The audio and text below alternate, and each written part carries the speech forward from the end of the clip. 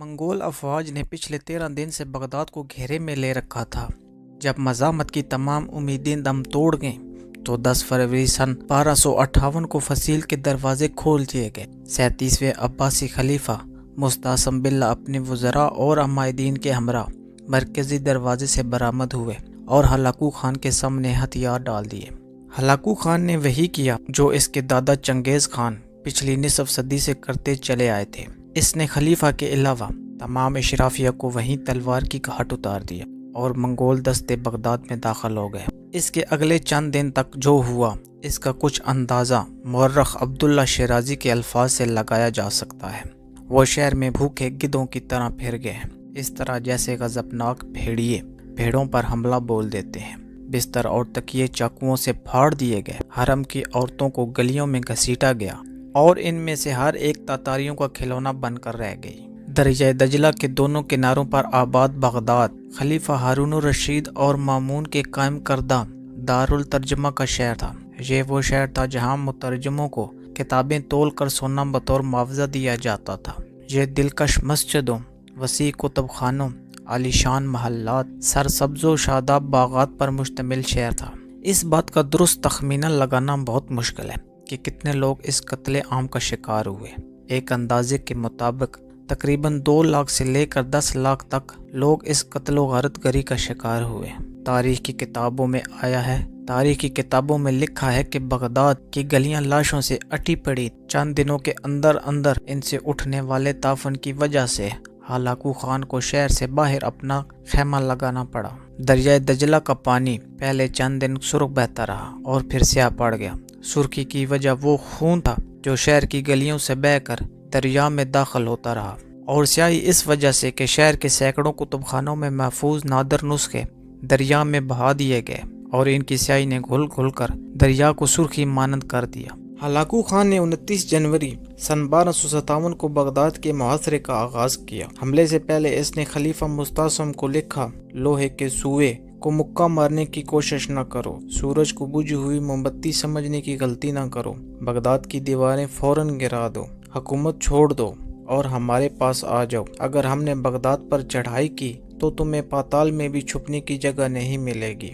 37ویں عباسی خلیفہ مستعصم باللہ کی وہ شان و شوکت تو نہیں تھی جو ان کے عظیم آباء و اجداد کے حصے میں آئی تھی، لیکن پھر بھی مسلم دنیا کے بیشتر حصے پر ان کا سکہ چلتا تھا اور خلیفہ کو یقین تھا ان پر حملے کی خبر سن کر مراکش سے لے کر ایران تک سبھی مسلمان ان کے سامنے سینہ سپر ہو جائیں گے۔ چنانچہ خلیفہ نے ہلاکو کو جواب میں لکھا، نوجوان 10 دن کی خوش قسمتی سے تم خود کو کائنات کا مالک سمجھنے لگے ہو۔ جان لو کہ مشرق تا مغرب خدا کے ماننے والے اہل ایمان میری رعایا ہیں، سلامتی سے لوٹ جاؤ۔ ہلاکو خان کو اپنی منگول سپاہیوں کی صلاحیتوں پر پورا اعتماد تھا۔ وہ پچھلے 4 عشروں کے دوران اپنی آبائی وطن منگولیا سے نکل کر 4000 میل دور تک آ پہنچے تھے، اور اس دوران نہ جانے انہوں نے کتنے ہی ملک فتح کر لیے۔ بغداد پر حملے کی تیاریوں کے دوران نہ صرف ہلاکو کے بھائی نے تازہ دستے بھجوائے تھے، بلکہ ارمینیا اور جارجیا سے خاصی تعداد میں مسیحی فوج بھی آ ملی تھی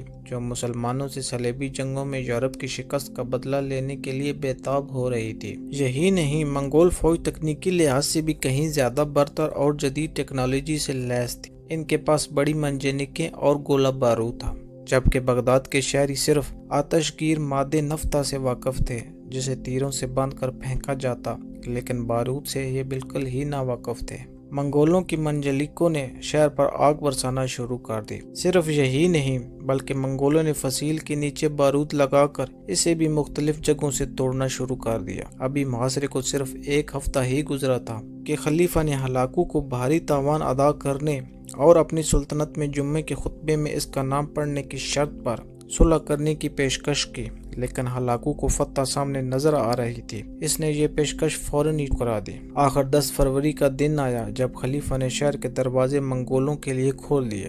منگول مذہب میں کسی بادشاہ کا زمین پر خون بہانا بدشگونی سمجھا جاتا تھا، اس لیے ہلاکو شروع میں ہی خلیفہ کو یہ باور کرواتا رہا جیسے وہ بغداد میں اس کا مہمان بن کر آیا ہے۔ خلیفہ کی ہلاکت کے بارے میں کئی کہانیاں مشہور ہیں، تاہم ہلاکو کے وزیر نصیر الدین توسی کے بیان کے مطابق جو اس موقع پر موجود تھے وہ لکھتے ہیں کہ خلیفہ کو چند دن بھوکا رکھنے کے بعد ان کے سامنے ایک ڈھکا ہوا دسترخوان پیش کیا گیا۔ بھوکے خلیفہ نے بے تابی سے ڈھکن اٹھایا تو دیکھا کہ برتن ہیرے اور جواہرات سے بھرے ہوئے تھے۔ ہلاکو نے کہا کھاؤ۔ خلیفہ نے کہا ہیرے کیسے کھاؤں؟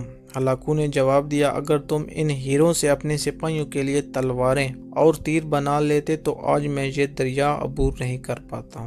عباسی خلیفہ نے جواب دیا خدا کی یہی مرضی تھی۔ ہلاکو نے کہا اچھا تو اب جو میں تمہارے ساتھ کرنے جا رہا ہوں وہ بھی خدا کی مرضی ہے۔ اس نے خلیفہ کو قالین میں لپیٹ کر ان کے اوپر گھوڑے دوڑا دیے تاکہ زمین پر خون نہ بہے۔ بغداد کی بنیاد مستعصم باللہ کے جد امجد ابو جعفر بن منصور نے سن 762 عیسوی میں رکھی اور صرف چند اشروں کے دوران ہی یہ شہر دنیا کے عظیم ترین شہروں کی صف میں شامل ہو گیا۔ ہندوستان سے لے کر مصر تک کے علماء، شاعر، فلسفی، سائنسدان اور مفکر یہاں پہنچنے لگے۔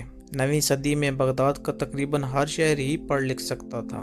بغداد میں بسنے والی چند مشہور شخصیات میں سے جابر بن حیان، الخوارزمی، الغزالی، شیخ سعدی، طبری، امام ابو حنیفہ، امام احمد بن حنبل، امام ابو یوسف شامل ہیں۔ آج سے ٹھیک 760 برس قبل بغداد پر چلنے والی اس ناگہانی منگول عادی نے میسوپوٹیمیا کے ہزاروں سالہ تہذیب کے قدم ایسے اکھاڑے کہ وہ آج تک سنبھل نہیں پائے۔ یہی نہیں بلکہ اس کے بعد سے آج تک کوئی مسلم شہر بغداد کے برابر نہیں پہنچ سکا۔ بعض ماہرین نے لکھا ہے کہ مغربی تہذیب صرف اسی وجہ سے پھل پھول سکی کہ منگولوں نے اس وقت کی برتر مسلم تہذیب کو تباہ کر کے مغرب کے لیے راستہ ہموار کر دیا تھا۔ امید کرتے ہیں آج کی ہماری ویڈیو آپ کو ضرور پسند آئی ہوگی۔ اگر ہماری آج کی ویڈیو آپ کو پسند آئی ہے تو چینل کو لائک اور سبسکرائب ضرور کریں اور کمنٹ سیکشن میں اپنی رائے کا اظہار بھی ضرور کریں۔ شکریہ۔